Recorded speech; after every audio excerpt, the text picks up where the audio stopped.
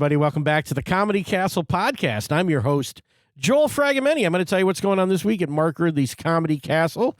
We got a great week of shows. Sam Tallent is here. He's on the show today. I just talked to him. It was great. He loves Sam. If you don't know who Sam is, have you been following comedy for the last couple of years? Well, listen, this is your week to catch up on who Sam Tallent is. He's headlining this weekend. You're going to love the interview we did. It was super funny, and we'll get into that. But let's tell you what's going on this week, because we do have a full week of shows. It's Tuesday the 14th as we're recording this.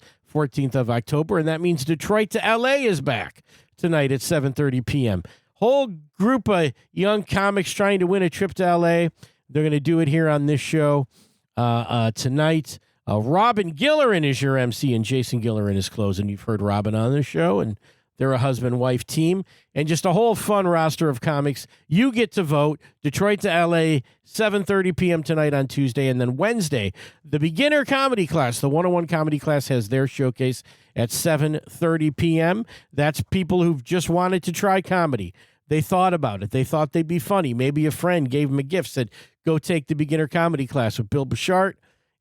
This is their chance to show off what they've learned over that class at 7:30 on Wednesday the 15th. And Sam Tallent, of course, comes in this weekend, 7:30 p.m. on Thursday the 16th, October 17th on Friday, 7:15 and 9:45, and 7 p.m. and 9:30 are your shows on Saturday. 5 big shows with Sam Tallent, and this guy is everywhere. Sam was on Kill Tony last night. He's been on several of the Kill Tony shows as the panelist, as the judge, if you will, and does an awesome job on those. His book, Running the Light. We talked to Sam. I'm trying to see what year, show 192 from July of 24 was the first time I talked to Sam. We talked a lot about his book, Running the Light, but that got the attention of a lot of comics because, it was such an inside look at stand-up and such a great look at a comedian's life on the road that it's a fictional book, but it was really all about what it was like to be a stand-up comic and the pitfalls of that. He also hosts his Chubby Behemoth podcast, and he's been on just a million shows, the Joe Rogan Experience. He's got multiple specials on YouTube, which you'll hear me talk a lot about. The Toad's Morale, which is his most recent release, which I really loved, and we'll get deep into that on this show. So I really think Sam is, one of the best guys out there. Could be bigger star than we can even hold at Mark Ridley's Comedy Castle in a little bit. So this is your chance to come out and see him. 5 big shows. So come out for those, will you? I hope you will. Real quick before we get more into Sam, we do want to plug the comedy class, the next advanced comedy class that I'm teaching. That'll start November 1st. Got my students really working hard in this current group, and we were at the open mic last night at the New Way Bar trying to be funny. It worked better for them than it did for me when I went up, but I ended up getting some laughs towards the end, so I showed my I showed my skills a little bit.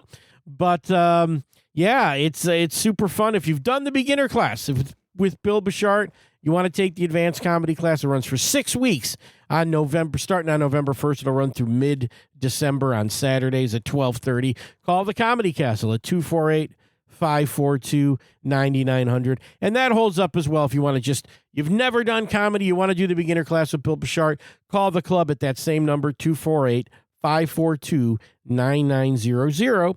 And ask them when the next beginner comedy class is, because those start all the time with Bill. I believe he has Saturday and Monday sessions running through the end of the year there. So you can get on that. And then you do Bill's and you do mine. Or if you're a comic who's been doing it for a while, you want to get better, you want to learn what it's like to be a professional, take the advanced comedy class. I want you to do it. All right. With that being said, Sam Tallent joined me. We had a super fun interview. Some of the things we got into, Sam is a international traveler and performer. I wondered how you get going in that direction as an American road comic, and he will tell you there.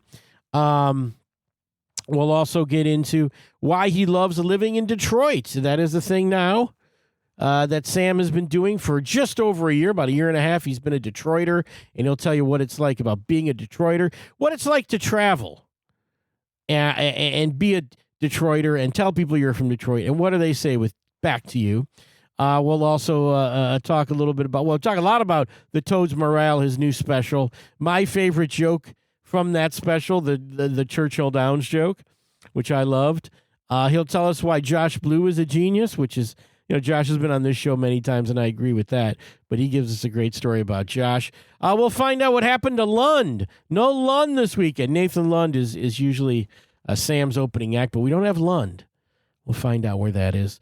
But just too much to talk about, too much good stuff with Sam. When you first hear this interview, before we do these interviews, in most cases, there's a little bit of pre-interview. There's a little bit of, hey, how you doing? Here's what we're going to do. We'll be done in about 30 minutes. Anything you want me to talk about, if you need to go, just say, hey, I got to go do that thing, and then you go and do that. I do all of those things with the comedians I interview. And Sam said, just the only thing I need, Joel, is I got to finish this last bite of the sandwich, and you got to vamp for me. And then you can bring me in and it'll all be good. And I said, okay, let's start. And you're going to hear that right at the start. Sam, me, I guess not doing my job. I don't know. I feel like I might have been set up. What can I tell you? It's just so fun. Love Sam Tallent. You're going to love this interview. Let's listen to Sam right now. We'll be back after that. Sam Tallent.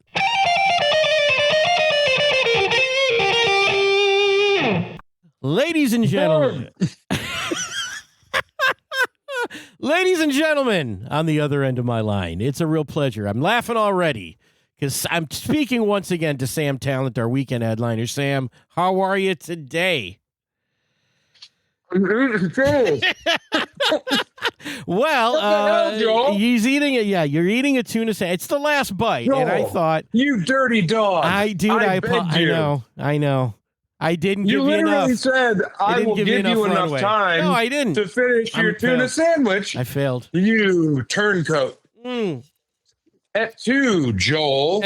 What the heck? Well, but here's the thing. I figure I was sort of going by maybe how long it would take me to finish the last bite. I mean, we're sort of in the same. You and I are not the same, Joel. Well, God, how quick? How? What are you only? Is it only white bread for you? Is it like a soft white bread bite? I guess. Just use the top of your mouth and your tongue. You don't have to use your teeth. So this is some sort of ciabatta. What are we talking here? What are we breading? You will never know what kind of bread I have now, Joel. After that stunt you pulled to open this up. I get it. You're the big dog. I see the Dearborn number rolling in. I know who it is. It's Joel. I don't know that. I don't think that's a Dearborn number. Does it say Dearborn? It said Joel. It said Joel Comedy Castle, and under it said Dearborn for some reason. Well, I have a 313 number. I thought I had Detroit cred, but apparently it says Dearborn. No. I live in neither of those places, but where do you live? Livonia? Ferndale, Michigan. How about that? Ferndale. I love Ferndale, Michigan. Yeah, Ferndale's great. Yeah. Ferndale's killer, man. Yeah, wonderful. Madison Heights is killer. I don't know about that. I love the whole zone. What, you don't like Chinese food, Joel? Yeah, Madison Heights is number one. I used to do my laundry in that one plaza behind the 7-Eleven. And then you quit because you didn't have a ticky. I got my I used to go to the laundromat, and it was fun. Uh-huh. Yeah, walk by. Yeah, I didn't think you were doing it in the Riverside, Joel. I assumed it was a laundromat. Well, yeah. All right. So here we go. We're gonna get back on track here, Sam. Yeah, come on. It's your weekend at the Comedy Castle. It's so fun to have you back at the club. And I'm overjoyed. Yeah, I can't wait to come in. It should be wonderful. I'm pulling out all the stops for promotion to make sure that every demographic is spoken to via me. I'm doing this revered podcast. I did some collab stuff with a rapper and with Wayne County Life.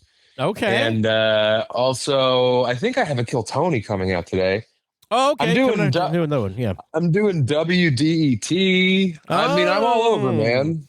I'm going to see the Hive Mind Kids. Literally, every favor is being pulled in to get people out there this weekend. And hopefully it's a great turnout for you. Well, I don't want that guy, Bill, who has been the door guy up there to ring me out. Well, Bill's just do, if you tell us you're doing an hour and you do an hour in 1 minute, then you got to face the consequences of Bill. Oh, yeah, does Bill that chaps his ass? Well, yeah, and I always tell, I always kind of go, this is more like, this is not like painting a house. It's more like painting a canvas doing comedy, Precision's okay, Wow. but art is sort of overrides that. So I don't mind. No, I don't mind I'm an with extra Bill. minute. I do. No one's going long this weekend. You All heard right. it. If the show starts at Good. 7, it'll be over at 8:30, right. or Bill will light the fuse. How long we giving Lund this weekend then? Let's work this Lund out. can't come, dude. Lund's going into business for himself. No, Lund is at Go Bananas Comedy Club, headlining his own weekend. Oh, I know. God. I don't know who canceled, but they called him and he said, I can do it. They were like, well, you do it for 1,200. He said, I'll do it for 8. And they said, what? Well, what are you? I guess that's great for Lund, but it's our loss. Their gain is our loss at the I'm heartbroken. Yeah. He's my number one. Yeah. And if I tell Nathan Lund, hey buddy, I need a minute to finish this tuna sandwich. Why don't you vamp a little? I know that I can trust him. He's not going to leave me high and dry. I'm no like Lund. A certain Joel. I failed. I'm not Lund. I'm just not him, and I'll never be him. I got to just be the best Joel I can be. And hey, guess what? You're nailing it, bro. Thanks, man. Thank you. Appreciate that. When I think top Joels, I think of you. I don't think Goddard. I don't think McHale. Yeah. All right. There's a few of us. Couple of Joels. The other two I could name. Yeah, I was gonna say let's name some Joels, but yeah, they're famous. Yeah, they're guys I've heard of them, but let's talk about. Go ahead. I have Elena Banfield coming. She's terrific. Yeah, absolutely. She'll do a great job. She's running her very difficult material that she has about her what she survived. So she's she's recording all that stuff, and I was like, are you running it? Like, are you being able to run the whole special? And she's like, no. So I was like, okay, come run it in front of my crowds. Yeah. And then no matter what happens, I can get up there and clean it all up. Right. Yeah. So dig as big we a have hole the as talented. Yeah. I mean, the stuff that she's talking about in this half hour is like, holy shit. Sam, tell me, Detroit has been your home now for some time. And, since May 31st of last year. Yeah, and we just that's when we talked. We talked July of last year. So how has it been in the last year plus here, living as a Detroiter? Yeah. I love it. I love it, man. Yeah. What's not to love? It's a lot. You got everything you want. Mm-hmm. You got everything you want, and also like the city itself, dude, is beautiful. Like the architecture. Yeah. Like the former glory of this place's prominence, like, when they were the Paris of the Midwest, like when all the hopes and the expectations were on the city of Detroit, that still remains in the architecture. So you can go to the Renaissance Center, see every car ever in this beautiful, brutalist, like that building. If Detroit had survived and kept flourishing the way that it was, like that building would be talked about and revered and taught. And you can just walk in there. Maybe you're a little stoned. It's the middle of the day. The city's abandoned. You go to the Renaissance Center on a Tuesday, you never have to leave. I bet people live in the walls of the Renaissance Center. And then you get on that people mover and you can get all over. I mean, it's just, I love it. And the Lions, that was a nightmare last night, personally, for me. Great, yeah. Well, look, dude, I'm a Broncos guy. Oh, okay. So KC is the enemy completely. I hate KC. And the fact that the Lions are in the NFC is such a boon for me because now I'm sitting here in my, Sewell jersey with my mother-in-law and my wife. It's like, we're fired up. We love the Lions. But when they're playing the Chiefs, it's like there was even more. I wanted it so bad because I hate the friggin' Chiefs, Joel. All right. Wow. So anyway, that's a long way to. I love living in Michigan, bro. Detroit's working. I love it. Yes, but it's so pretty. And right now, now that this little in between, it's insane. Yeah, I'm so grateful to live here. It's very nice out there now, and it's cool because I go everywhere. And people are like, whoa, you moved to Detroit. Like, what's that like? And I'm like, you need to come. It is so pretty. I was at Jazz Fest. That was awesome, man. Yeah. I mean, and like the city's love of the Lions is so unique to this place. Like people clearly do love their teams. Mm, But like I was out to dinner the other day, dude. Like I went to like a nice restaurant in the city with my yeah, wife. yeah. And we got in there and there was like a 65-year-old black woman who was our hostess. And I'm wearing my Sewell jersey, and she's like, "Oh my God, he's a generational talent. Like our offensive line is so good." She's like Decker's over there with the Yeah. neck roll. I mean, between those two foundational pillars on our, she is going in depth about the offensive line of this football team.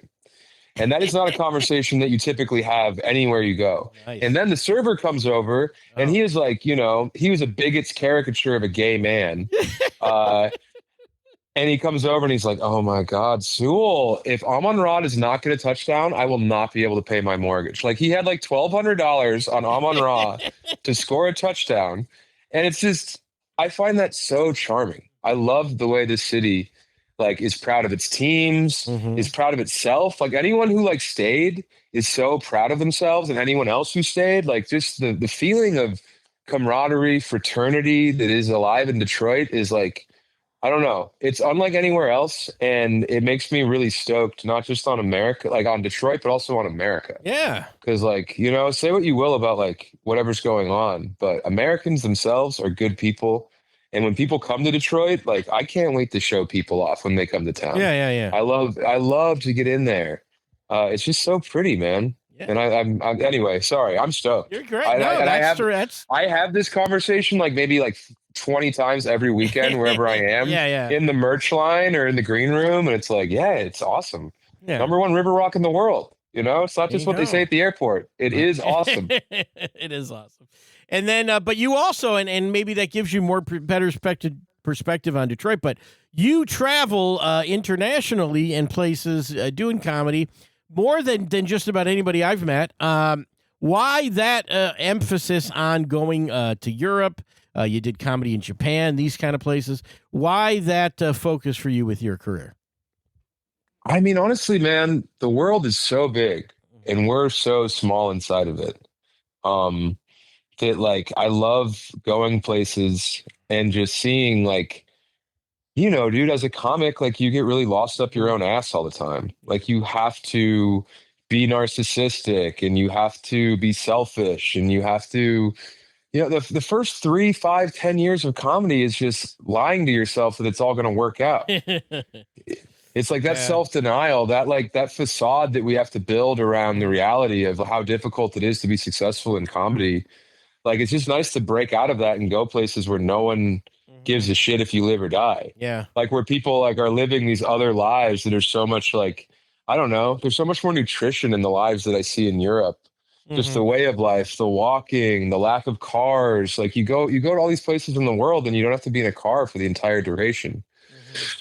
So, I mean, I really love like the individualism that is American and the cowboy spirit and how like we did bail we bailed the world out a couple times and we had a lot of goodwill. Yep. And now we've really we've mortgaged that goodwill. And stand-up's cool, man, because like you get the opportunity to see places. Like I saw America from 18 to 30. I was lucky enough to see America doing stand-up, playing in bands. And I love America. And then, I got into Canada and I saw Mexico, and it's like, I really just want to see as much as possible. And due to stand-up being this great trick, like you can go to Berlin and you can make 600 euros and they'll give you a hotel room and you'll meet all these people who live there. It's not like I'm going to Tokyo and it's all expenses paid. It's like you go and hopefully it pays for half of your hotel for the week. But if you can offset these things with stand-up financially, like, I don't know, man. I love the world. I love people. I love food. I love culture. I love going to the ballet. Like I saw the number one cello recital in the world in Brussels on accident. Like wherever you go, you're going to get exposed to some freaky deaky shit that you're not going to know about. And I just happened to have really wrung all the marrow out of America at a young age, back when I was partying, back when I was chasing tail, back when I was sleeping outside. Like, so now it's like I want to see other places, Nice. That's great. Yeah. But the thing is, for a lot of comedians, they live by that. Well, how much am I taking home from this gig thing? And either that or they feel like, well, how do I get into, these European places to do comedy when you're, the place down the street won't book you. That's another thing that comedians. For sure. And like, I was always like cool with the idea of, hey, I'll come and do the show and we can pass the hat. Like I was always okay with like, I'll sing for my supper. And that's how I did stand up initially. It's like, hey, you meet someone, they're like, I run a show in Kansas City.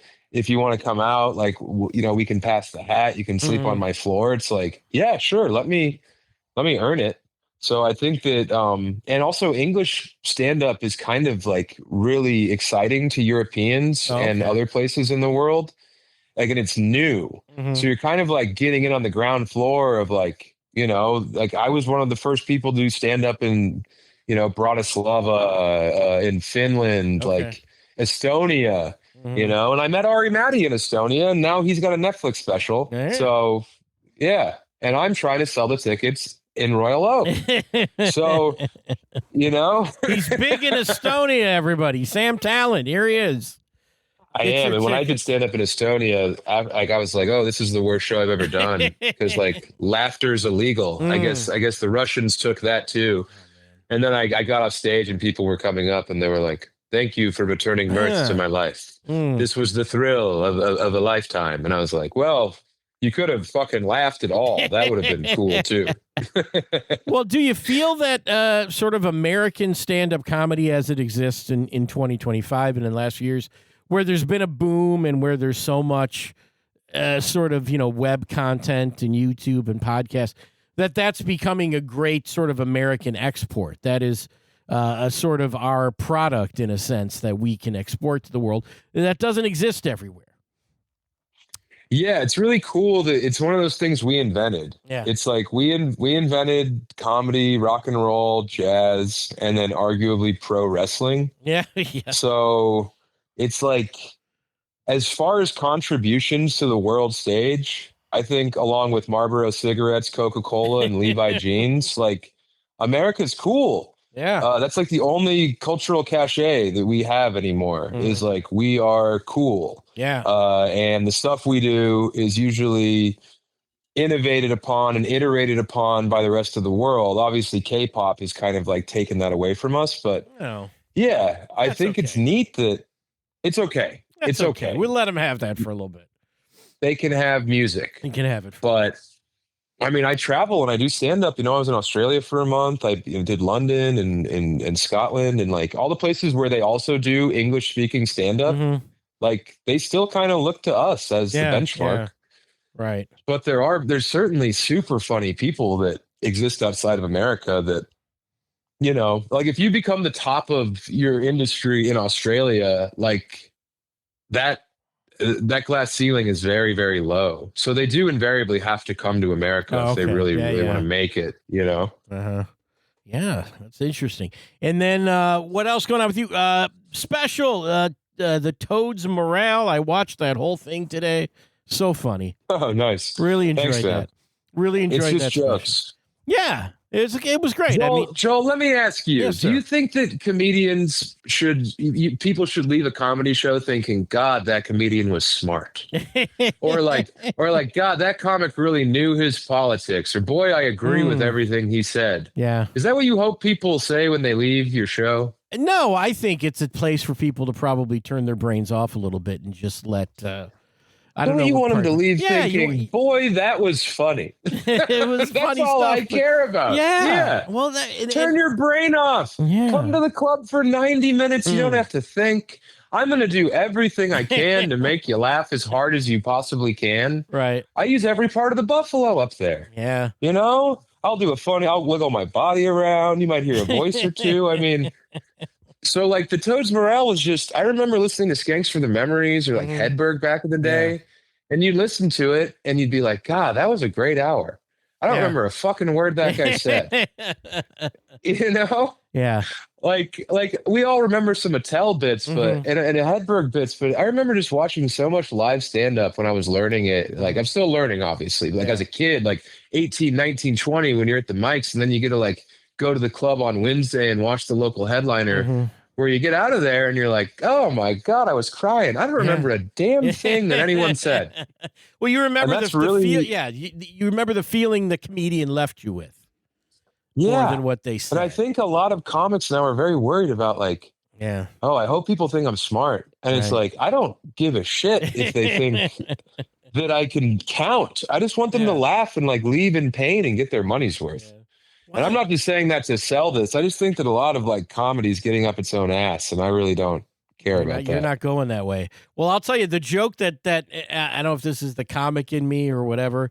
The Churchill Downs joke on that special. Hey, Joel, my man, just crushed me, and I went like, "What a great joke!" And then I'm thinking back on it, I'm like, "Yeah, maybe you're not supposed to tell that joke, but who in the world would be offended by that joke?" And yeah, that's a treat there. And I get where you even said in the thing, like, yeah, this one's, I'm not doing this one anywhere else. They wouldn't. No, that one doesn't make it outside of the river areas of Ohio and Kentucky. Unbelievable, though. That was terrific. That got me completely.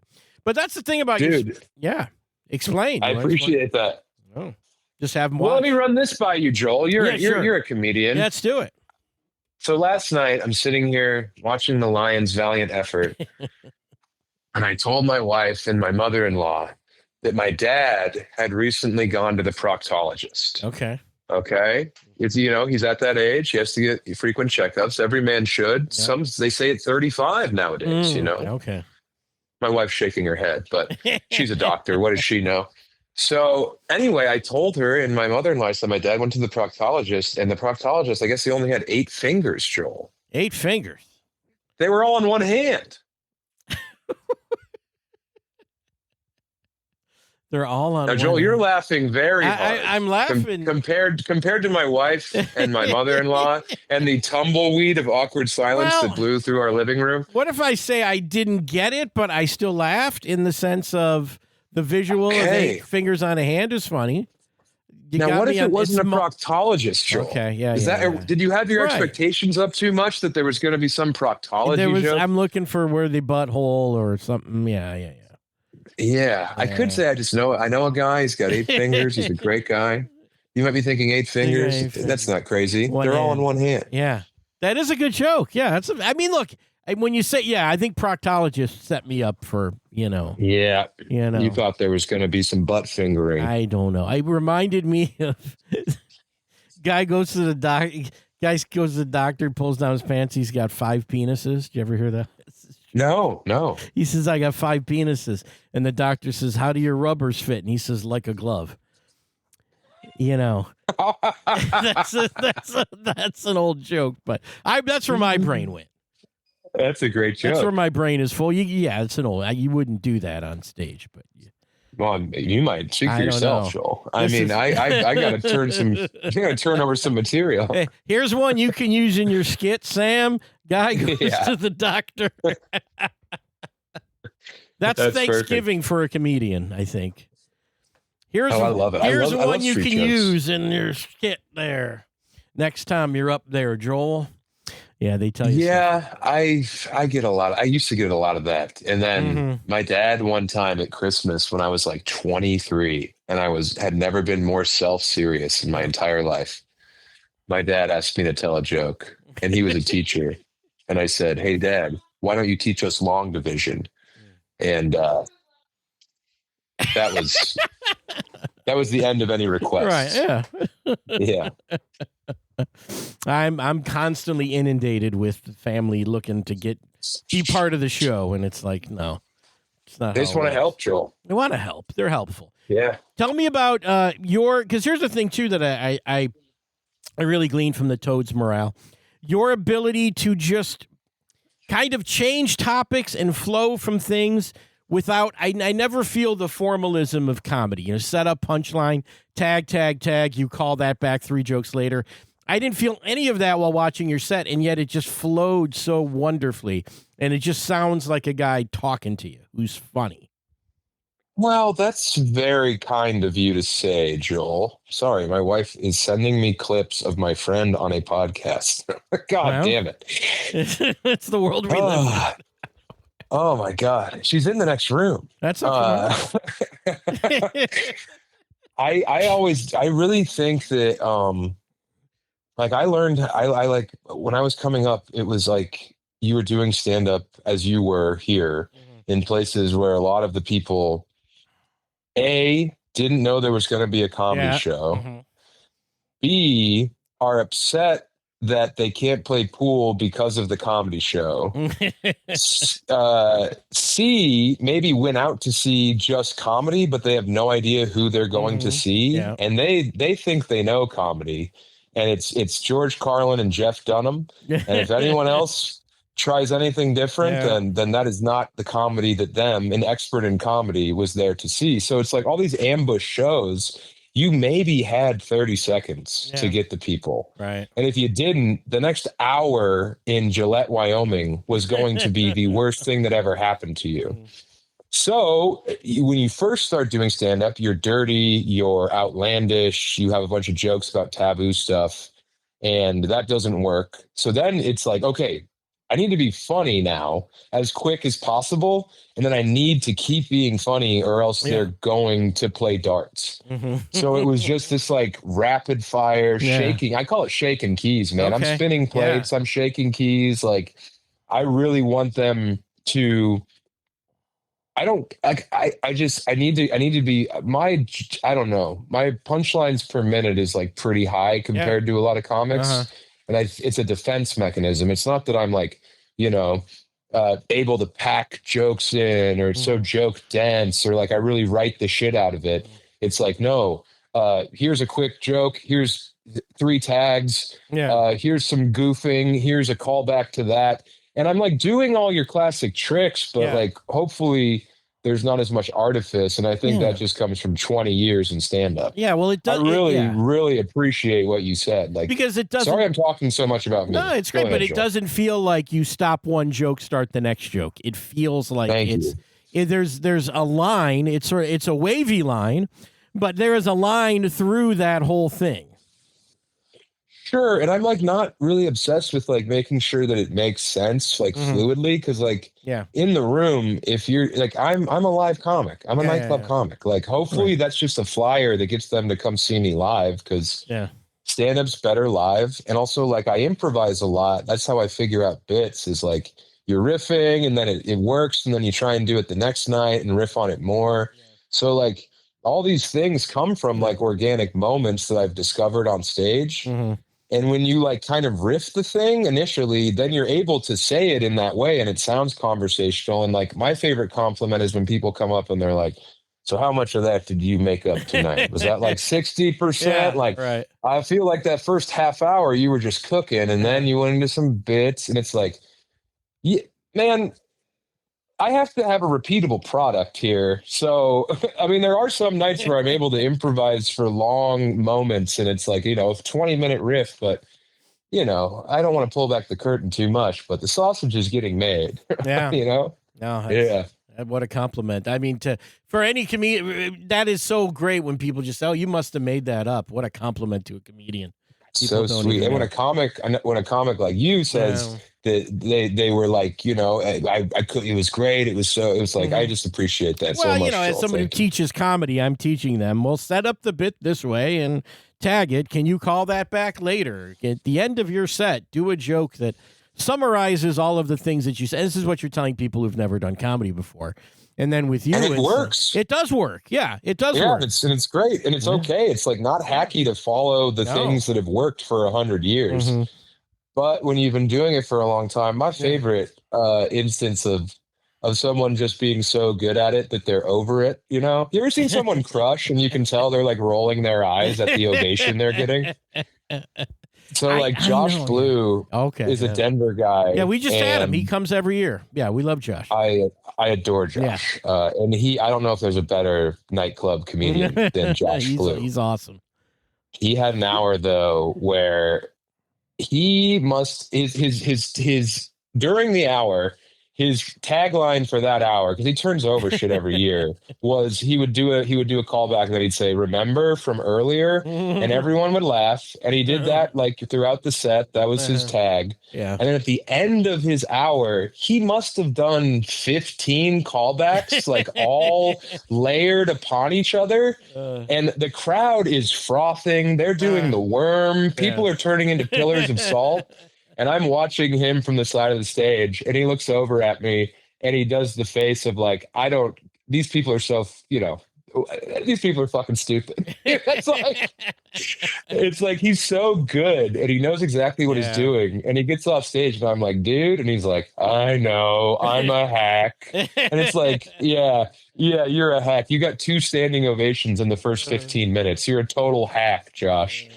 So I love watching the craft get to the point where it's like the guy's tired of making the perfect plate, or like the master glass blower who's like so over making perfect globes that he like wants to talk to you about like trading cards. It's like I hopefully never get there. Well, it's like they say with tradesmen, the Friday, right? You never want to buy a thing made on a Friday. You never want, that's the comedian. Never buy a car made on Friday. That's the comedian's like, Sunday show or late show Friday. Yeah. It's like also early show Friday is so weird because it's like you guys were at work an hour ago. It sure is. Ours is so you early guys are now. Pissed. 7:15 at the Comedy Castle.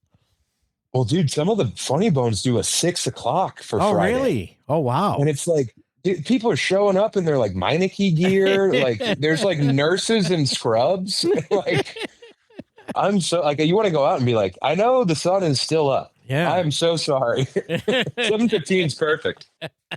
And then finally, I will end on this because we could talk all day. But another thing from the special that I saw that really hit home for me, the very end, after the credits, a man gets thrown out of Go Bananas in Cincinnati, and it's all in the special.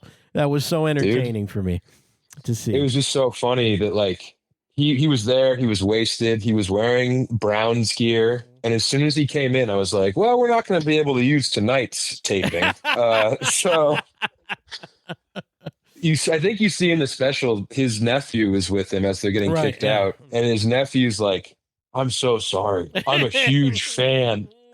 And then next time I'm in Cleveland, that kid comes and he's like, hey, dude, I brought my uncle to your taping. And I was like, that was you. And he's like, I'm so sorry. That night, we both got arrested, but not together. So, I apologize. I'm here seeing you. And I'm like, dude, it's okay. It was very funny. But yeah. Wow. Don't wear Browns gear to a Bengals bar. Yeah, we all know that. Don't do that. And if you are at the Comedy Castle, don't do something that ask you to be thrown out, because that'll be me or Bill doing it, or both of us, and that's never good. And yes, you can't. And Bill, Bill worked for the Yakuza for a while, so he wants to show some of the things he learned in the Far East. That's true, but yeah, and I can. He's the man. He's such a mysterious character. He works at DIA. He does, and I think he's a member of the Scorpion Club. Every time I get around that guy, I'm like, all right, this guy's just a big slab of meat. And then he's like, I've been spending a lot of time doing paintings, and I'm like, I should never judge anyone ever. Hey, that's that persona. If he has that persona to you, then he's doing okay, because I've known the guy for over a decade. I mean, the man's fingers are as thick as many wrists that I've seen. So, yeah, I'm a fan. I love Bill as this international, secretive, a cultured man under the hard exterior of a biker. Yeah, he looks like he knows where Jimmy Hoffa's buried. But, he probably does. He's been in this city long enough. Well, this might be the first episode of the show that Bill actually listens to when he found. Hey, shout out Bill. I drop his name at DIA all the time, and they're like, yeah, we can't go get Bill. He's in the vault. Well, maybe Bill he could be Banksy. You ever think of that? That could be true. Dude, Joel, I think about Bill a lot, actually. He's like the coolest Detroit guy. You know what would be a better use of your brain power, Sam? Anything else. Anything else in the world would be more worth your brain power than thinking about Bill. But yes, come see Bill. Even if you're like, this Sam guy's no good, the guy working the door is very interesting. You know. If you want a firm handshake with a lot of rings in it, please. All right.